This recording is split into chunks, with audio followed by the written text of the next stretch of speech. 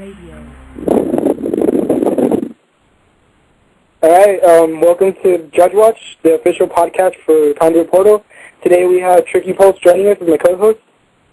Hey, what's up, guys? It's Tricky Pulse. I'm the senior admin for the site. And we also have Josh Olson, the producer from the Conduit, joining us as our special guest today. Hey, guys. How's it going? Glad to be here.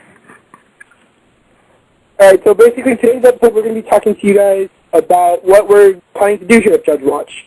Drudge Watch is a brand new way to get the Conduit closer to the players. We want to show that the Conduit has life in it, and we're bringing in HVS members such as Josh, Tony Mecca, and various things to talk about. Josh, do you have anything to say? No, just excited to be here. I mean, we're really relieved that we're announced now because it's been tough for us to hold our tongues, but I'm really, really excited for Conduit 2. Conduit 1 was a great game, and we appreciate all the support, but definitely had some issues, and I think we're really addressing those in the sequel. So there's a lot of stuff I can't talk about yet, unfortunately. We have a lot of deals and agreements with other sites and magazines about when we're going to release what and how. But please ask questions. I'll answer them as best as I can, and not that I don't want to tell you all. It's just I can't. But yeah, get the questions out there, and whatever we can do to help you out or support, just let us know. All right. So Josh, I have a question for you. What was one thing that you really wanted to improve on in the Conduit? Something that you missed and you knew that I wanted to improve on that? Well, I mean, I think our multiplayer was strong, but kind of basic. We just had kind of the level design and everything was clean and fun, but there wasn't a lot of options for the players beyond, a limited ranking system. So that was definitely a focus point on the second title, is just have a lot more there for players to sink their teeth into. So there's a class system. You can pick your weapons going into a match now. So you have your character, your profile, what you have, what your weapons are, your perks are, and that's the guy you use. There's what else? A playlist system. So instead of voting for your weapon, your map, and your rule set, and end up with explosives on streets, playing a marathon match all the time. Now there's more playlists, so you can kind of go through things. So multiplayer is much more robust. It's a much meatier experience, and hopefully fans will respond and appreciate it. So it's a lot more streamlined. That's the thing I like to hear. A lot of people used to complain that it's really slow to get into a match, but the Conduit is really unique in that respect, that it's a fun online multiplayer for the Wii, and you don't get that anywhere. Tricky, do you have anything you want to say? Yeah, I got a question myself.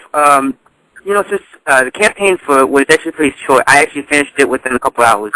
Actually, are you planning to make it longer, or do you want to improve it any way you want? Yeah, I think it will be longer. Will it be significantly longer? I'm not sure. I mean, the thing we're doing is there's a little bit of a hub system in Atlantis that allows you to kind of pick missions. I mean, it's not total open world. It's not great sandbox, but you can go to Atlantis, and you go back there several times. And then from there you can kind of pick the levels you go to. And there's also optional missions and optional levels we have to really kind of build up the experience, actually support, other playthroughs. But if you're really a completionist, I think with these kind of one-off levels we're providing, I think there's a lot there that you can extend the experience with. The other thing that I think to point out is, we had data disks and the wall text and the radios in Conduit 1. We're kind of beefing that up in the second game, so there's a lot more things to find. It's not just this floating data disk. There's actual objects, conspiracy objects we're hiding around. So if you're a completionist, if you want to get the full experience, I mean, there's a lot to dig around in the game now, as opposed to just blasting through like in the first game. So there's interesting stuff. Giving exact play time is tough to estimate. I'd say it's comparable, if not a little bit longer than the first game.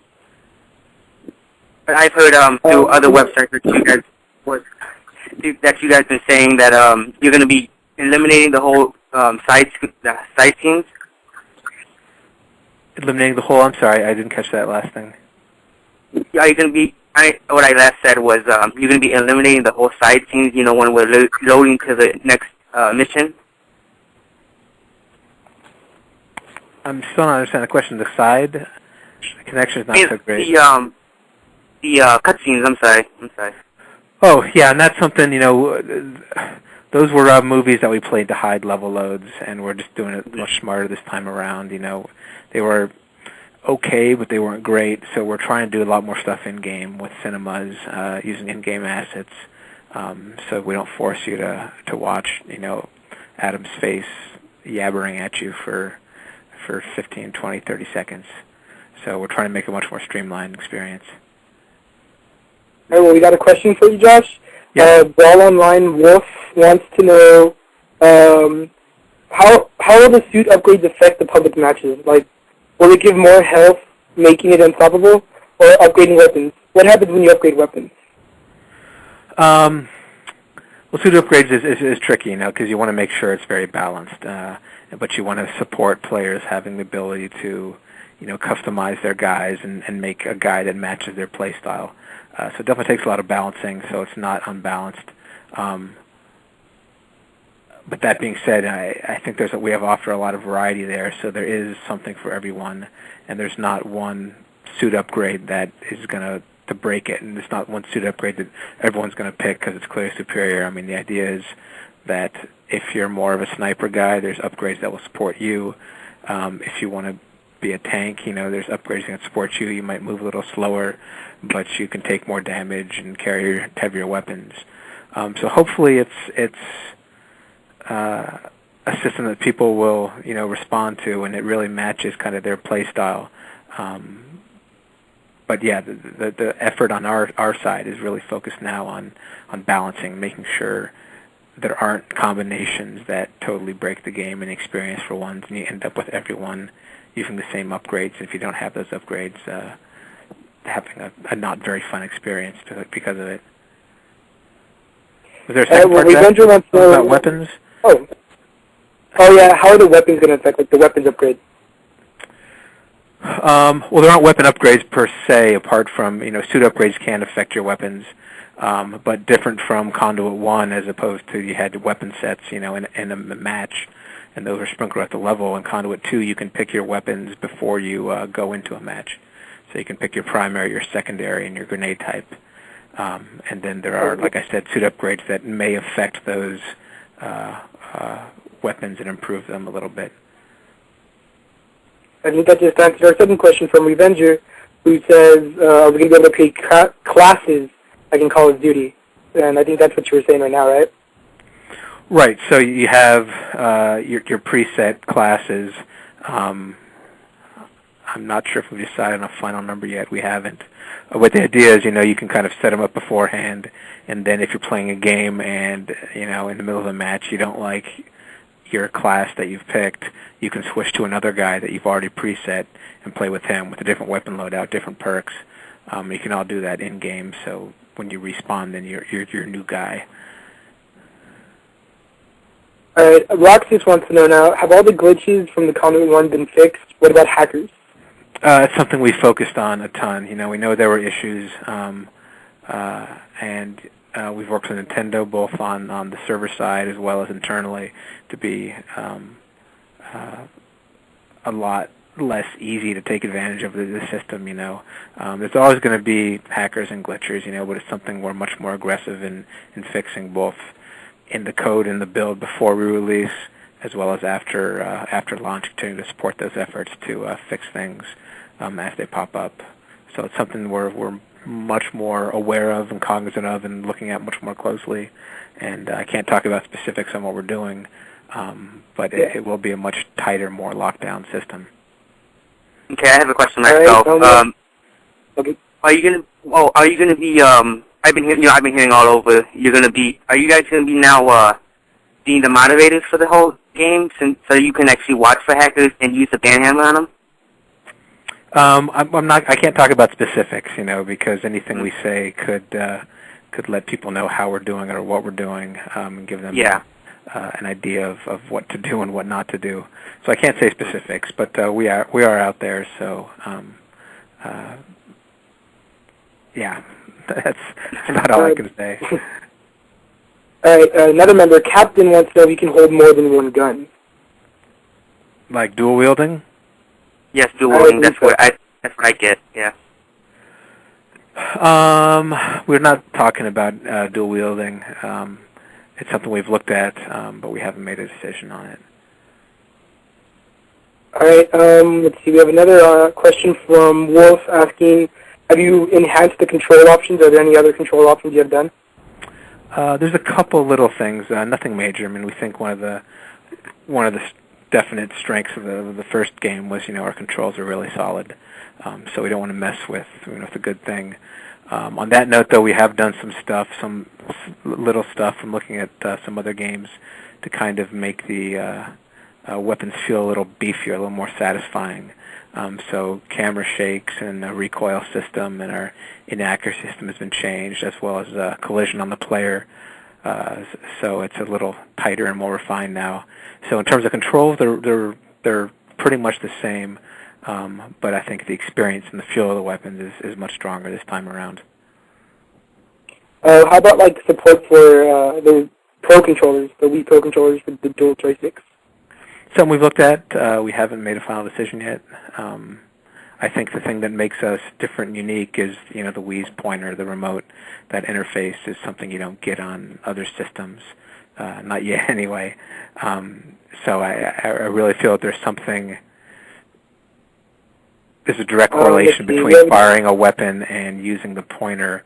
It feels like you're firing a gun, which you can't get on those other systems. So I think that's what makes it unique on many levels. So I'm not against dual analogs, and we have looked at the Classic Pro, but we haven't made any announcements or decisions yet on if we're going to support it or not.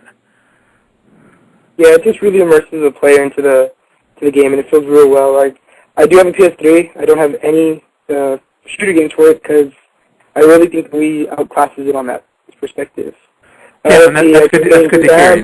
I think that's what makes us unique. Is there, before when it kind of Halo came out. Well, I guess before that there was GoldenEye, of course, on the N64, but Halo kind of proved that you can make a great shooter on a console with a dual analog. So then there were two control options, the mouse and keyboard and the dual analogs.